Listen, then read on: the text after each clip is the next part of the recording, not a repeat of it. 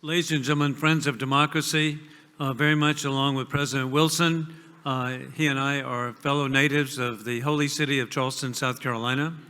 And of course, Ambassador Greenfield would identify that as a good politician, I'm happy to claim him somehow as a cousin. Hear, hear.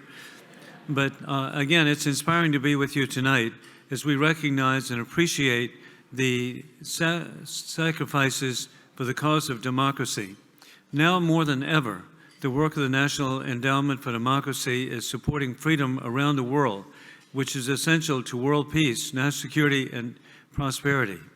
I am grateful for the words of President Ronald Reagan, who said when announcing the essential institution that, quote, "We must work hard for democracy and freedom," and that means putting our resources, organization sweat, and dollars behind a long-term program.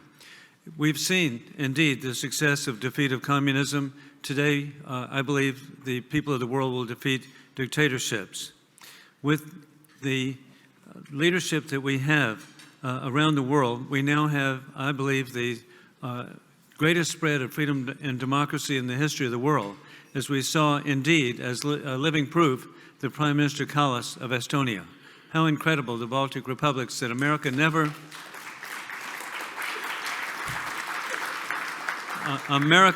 recognized the Soviet occupation in 1940 of the Baltic republics, and so it's come to fruition.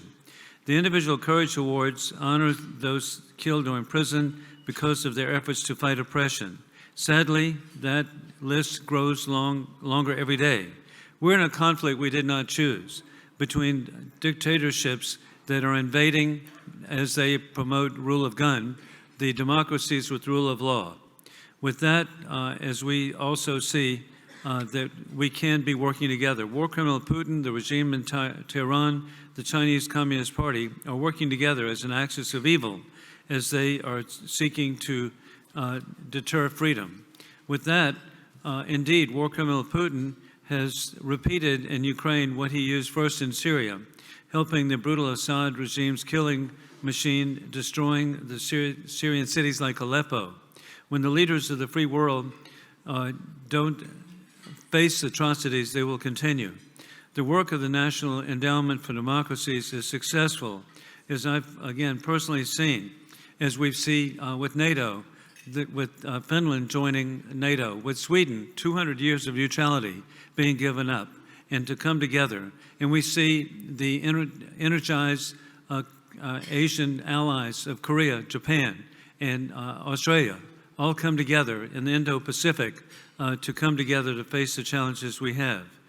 It's my honor to introduce Ugandan human rights lawyer Nicholas Opio and the Tibetan monk Venerable Golog Homi, who to accept the Individual Courage Award on behalf of those killed or imprisoned around the world for advancing the worthy cause of freedom and democracy.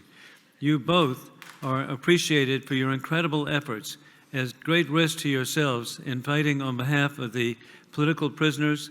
We hope and pray for those on the front lines and in the prisons around the world fighting on behalf of freedom. Their sacrifices and names will never be forgotten. God bless you.